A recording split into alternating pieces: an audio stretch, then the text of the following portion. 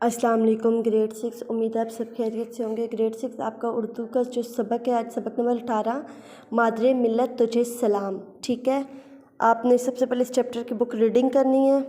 ठीक है, इसकी बुक रीडिंग करने के बाद आपने इसका बुक वर्क करना है। ठीक है, बुक वर्क करके और आपने ये अल्फाज मानी कॉपी पे लिखने हैं। ठीक है, सवाल जवाब को छोड़ के, अभी सवाल जवाब आपने नहीं करने, अपने अल्फाज मानी कॉपी पे लिखने हैं और ये इसका सारा जो है बुक वर्क आपने खुद कर लेना है। ठीक है, जितना भी ये बुक वर्क है इसका, तो ये आपने सारा बुक वर्क करना है।